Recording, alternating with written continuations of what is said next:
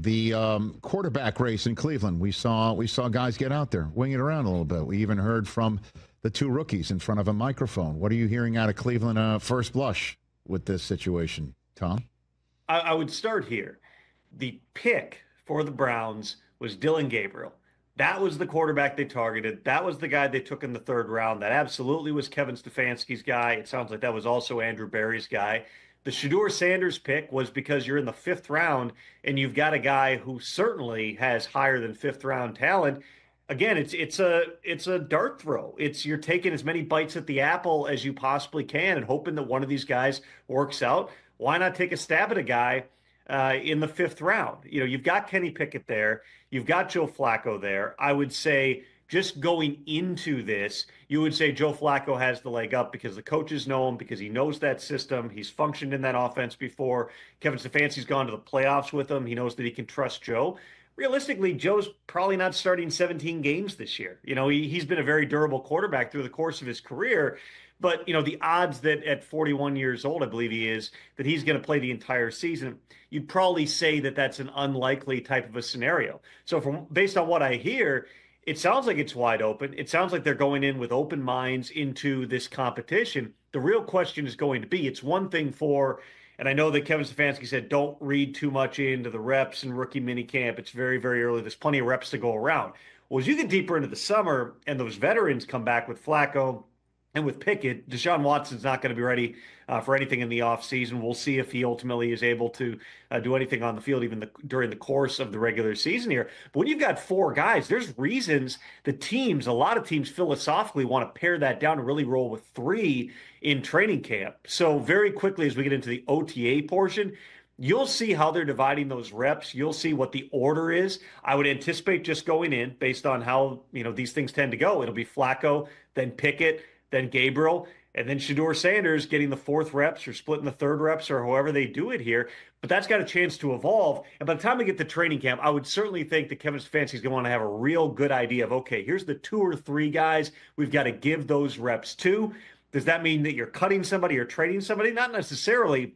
But it does mean you're going to be shifting those reps in a certain direction. That'll give us an early read on how they're looking at that position going into 2025. Well, I don't know. What do we give, guys? Mid-June till we hear the Shedeur's not that bad stories. You know, Shedeur is not, I mean, we're not seeing any indication of any of those, you know, off the field, look at me, red flags. You know, he's actually a pro. He knows the grindstone. You already getting those stories coming out of Cleveland, then, Tom? Or am I just, am I front-loading it right now? Well, I would say this, you know, nobody in terms of Shedeur Sanders' approach, his work ethic, his study habits, nobody said a bad word about that through the course of the process. It was a lot of other different things that went into the Shedeur evaluation. So I have no doubt that he's going to come in and he's going to do things the right way in terms of how he is in meetings and how he is on the practice field. I would say, let's see what's happening if we get into June and July and Shedeur is, you know, getting the third, fourth reps. Maybe he rises before that. If he doesn't, then I think, Rich, you're going to hear less of the, boy, Shedeur's not that bad. And what that's very quickly going to turn into is, why isn't Shedeur getting more reps? Why isn't he getting a real opportunity to win the job, which you wouldn't have that conversation about any other fifth-round pick. And that's one of the many reasons that certain teams were a little bit skittish based on their experience through the pre-draft process and knowing when you bring in a guy who's that high profile, it's going to turn the entire conversation surrounding a quarterback competition that should be relatively straightforward. But is Shedeur Sanders going to get his opportunity to show what he can do? Can he beat out Dylan Gabriel? Can he beat out Kenny Pickett? Can he beat out Joe Flacco? There's nothing saying that he can't, but again, we'll get a better idea once those veterans are out on the practice field, how they're dividing those reps and trying to manage a quarterback competition. Because I know I've heard coaches say before, there's no real quarterback competitions. We all know going in kind of how this is going to go. You very quickly get that sense. Let's see how Kevin Stefanski sets it up through the course of the process. Who gets those reps in June? Okay. What's the order of business right now? Is it we're waiting on Rodgers, or you're just done with that? Are you even texting people about this story at all, or what? It's the single biggest loose ends, and it impacts some of the other loose ends, such as Kirk Cousins. And so, absolutely, It's the, one of the driving storylines through the course of this offseason. It'll go on as long as Aaron Rodgers lets it go on. What I would tell you is it has not changed in the past 6 weeks. Everything has been pointing. If you just look at this logically, forget information for a second. That's my lane, but let's just look at this logically. Sure. Aaron Rodgers has one team right now that really needs a starting quarterback. It's in Pittsburgh. Aaron Rodgers took one visit. It was to the Steelers. Aaron Rodgers has been throwing with one wide receiver out in California. It is DK Metcalf, who is a member of the Steelers. And Pittsburgh, other than drafting Will Howard late in the draft, they've absolutely operated like a team that anticipates, maybe not knowing 100%, but anticipates that Aaron Rodgers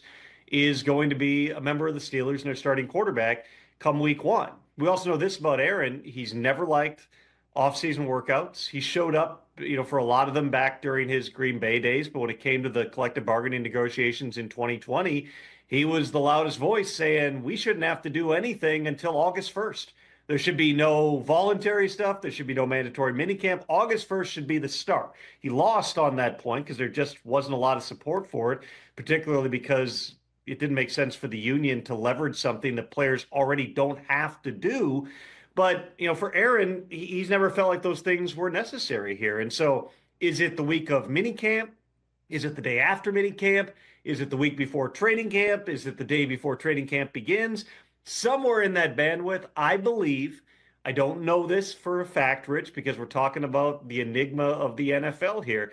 But I anticipate Aaron Rodgers is going to end up committing to play for the Pittsburgh Steelers, that it's a matter of when, not if. He could wake up tomorrow and decide to go to Egypt for 3 months and put his football career behind him. I don't know that, but I would say all signs continue to point right now to Aaron Rodgers being the Steelers quarterback in 2025. So let me ask you this. Riddle me this, Tom Pelisero, who, again, is joining me here on the Rich Eisen Show with the Dan Quinn look. The Saints, sir, nice. Any shot the Saints give him a call now that Derek Carr is officially not going to be their quarterback, retired, gone, and they've got a very green quarterback room, including the kid they drafted in this year's draft in Green Bay. Any shot the Saints give a call to Aaron Rodgers? A FaceTime, obviously, to Aaron Rodgers. Until Aaron Rodgers commits to playing somewhere, you never say never on anything. It's the NFL in 2025. We've seen much wilder stuff than that happen. I would say, based on what I know about the Saints, they've been aware of the retirement possibility for over a month with Derek Carr. They've known that there's an issue with his shoulder. They've known that Derek Carr, really even through the conversations about his contract and otherwise, didn't express a great deal of interest necessarily in wanting to continue to play for the Saints. And that's why they proceeded the way they did. That's why they drafted Tyler Shuck, who, granted, didn't start a ton of games, but did play 7 years of college football and has a foundation in a lot of different offenses, and his, perhaps the most pro-ready quarterback in this entire draft, just in terms of his knowledge base, the responsibility he had at the line of scrimmage in Louisville and otherwise. But also, Kellen Moore coming in. They still have veterans on the roster. Tyrann Mathieu still there, Cam Jordan, Demario Davis. But they're getting young at a lot of spots really quickly here. They've drafted quarterbacks 3 years in a row, different coaching staff now, but same front office. They drafted Jake Haener. They drafted Spencer Rattler. Now they drafted Tyler Shuck. Somewhere within those three guys, they're hoping, because these are all throwing darts at the dartboard when it comes to the quarterback position, maybe one of these guys ends up being a dude, and you don't take Tyler Shuck with the 40th overall pick if you don't believe this guy at least has a chance to be your starting quarterback. The Saints are always a pedal to the metal type of team. They've been that way for years. It's max out the salary cap. It's mortgage future draft picks. There's never a rebuild. There is never a burn it down and build it back up. They are always go, go, go. And certainly they feel like they're in a division where they've got the opportunity to compete right away. I don't get the sense that Aaron Rodgers is going to end up in New Orleans. There is perhaps, you could certainly argue, a clearer path for Aaron Rodgers to get into the playoffs in the NFC, and particularly in the NFC South. But that's about the only argument for going to New Orleans. It would still, again, I anticipate Aaron Rodgers is going to be the Steelers quarterback. But until he actually signs somewhere and makes a commitment. Again, he's